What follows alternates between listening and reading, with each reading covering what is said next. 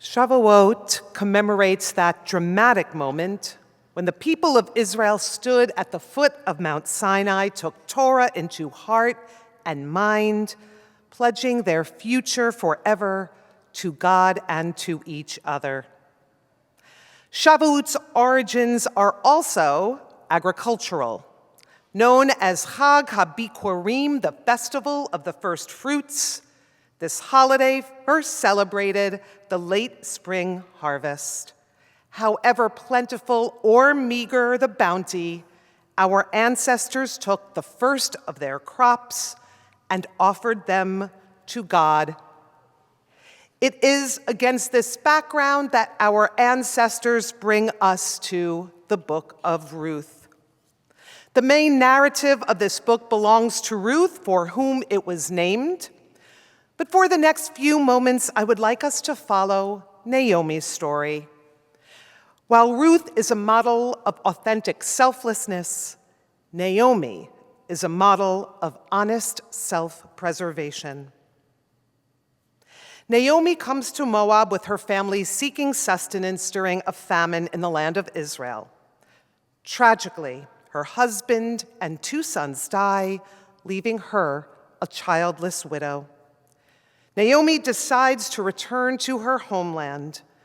In an extraordinary act of loyalty and love, her daughter-in-law, Ruth, insists on leaving behind everything and everyone she knows to join her mother-in-law.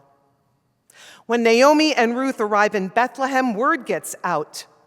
Friends and neighbors eagerly gather to welcome Naomi home and are startled by how she looks. As they murmur to each other, she declares herself different. "Do not call me Naomi, pleasant one," she demands. "Call me Mara, bitter one. For Shaddai has made me bitter indeed. I went out full, but God has returned me empty. Why call me Naomi, sweet one? God has testified against me and brought misfortune upon me." Naomi is so deeply pained, assaulted by loss, that she is unrecognizable. And she, Naomi, seems completely oblivious to Ruth right there beside her. All she can do in this moment of utter grief is name the hollowness that she carries. Naomi does what we aren't always able to do. She gives voice to her sorrow and to her fierce anger at God unapologetically. She doesn't try to mask her agony or deny her anguish. Some might accuse her of blasphemy, but this is her sacred offering. These are her first fruits as she re-enters the land of promise. Naomi acknowledges God's presence even at the moment of her greatest misery. This is true prayer. Ani mele'ah halachti v'reikom heshivanti Adonai. I went out full, but empty has God returned me. God has embittered me and brought misfortune upon me.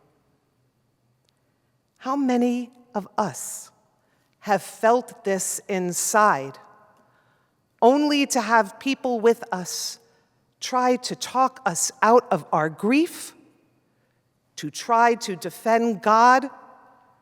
How many of us have been that friend or that loved one who have done that for someone else in grief?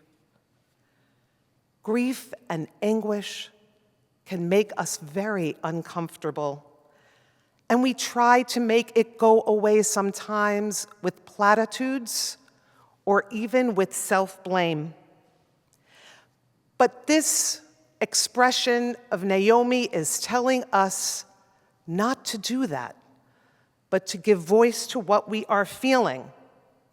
And when we are those people who are sitting with the person in grief, Pirkei Avot teaches Do not try to appease your friend during his hour of anger, nor comfort her at the hour while her dead still lie before her.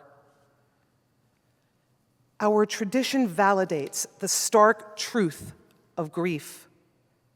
By sharing her fury with God, Naomi publicly hurls down a basket of bitterness at God's feet. And this is exactly what it means to be in covenantal relationship. We commit ourselves to God, and God commits God's self to us for all times, under all circumstances. Disappointment, complaint, anger, and accusation do not weaken that bond. Only when we withhold honest expression of our feelings do we threaten the relationship's well-being. We know this from our own human interactions. We do greatest damage to relationships when we stifle feelings of anger or hurt, when we feel like we cannot come to someone in grief. And then by keeping silent, we deny the other person any chance to respond or engage. Silence becomes a wall that may prove insurmountable. Do not call me Naomi, sweet one. Call me Mara, bitter one, for God has made me bitter indeed. Naomi never denied her misery. She wore it openly before God and community, and this spiritual honesty allowed her to ultimately move forward. Mara. This reminds us of the Israelites who crossed the Red Sea to liberation, only to journey for 3 days without finding water. They finally arrive at the shores of a river called Mara. Eager to quench their thirst, they find that the waters are too salty and unfit for drinking. Desperately, they call out to God in despair. God hears their angry, their desperate cry, and sweetened the bitter waters, restoring them to life. Naomi refuses to suppress the bitter tears that rise within her, demanding God's attention. Midrash teaches that deep within her misery dwelled a faith that God would restore her to fullness. And in fact, God does just that, answering her biting prayer with the gift of Ruth, her friend and her daughter, who bears for Naomi a grandchild that she shares with her mother-in-law as a son. The text refers to this child as Meshiv Nefesh, restorer of the soul. God breathes new life into Naomi, leading her once more to love. But it was Naomi who provided herself the space for this to happen. Despite her words, God has let me out full and returned me empty. Naomi was never truly empty. She was filled with undeniable, unbearable grief. In purging herself with her open declaration, she relieved her very body and soul of that burden. She opened herself to the possibility of rebirth, to the possibility of trust and of new love. Most, if not all of us, have loved and lost. And the death of those we love, the loss of their physical presence, leaves a hole that never gets filled. But we can love again, and it is that love that we still have for that person, those people, that leads us to want more.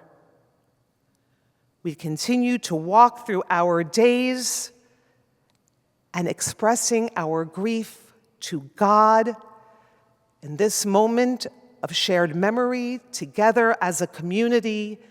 We open ourselves to life restored. The cycle of seasons testify to the inevitable cycle of life and loss in our lives. The story of Naomi and Ruth stands as a promise that our journeys from bounty to famine, often back to bounty, famine again, can lead us always towards plenty if we come together, express our sorrow, and give ourselves the space for God to accompany ourselves in taking steps forward. The Book of Ruth closes with Naomi holding her newborn grandson in her arms. Friends and family gather around her once again, this time cheering. Yulad ben Naomi, a child, has been born to Naomi. They name him Oved, meaning one who worships, paying tribute to the bravery and honesty of Naomi's offering to God. God is always with us, not only in joy and celebration, but even within the depths of grief. As we prepare now for Yizkor, our offering of remembrance, the poetry of Rumi encourages us to open ourselves to whatever bounty fills the basket of our hearts. The guest house. This being human is a guest house, every morning a new arrival, a joy, a depression, a meanness. Some momentary awareness comes as an unexpected visitor. Welcome and entertain them all, even if they're a crowd of sorrows who violently sweep your house empty of its furniture. Still, treat each guest honorably. He may be clearing you out for some new delight. The dark thought, the shame, the malice, meet them at the door, laughing, and invite them in. Be grateful for whoever comes, because each has been sent as a guide from beyond.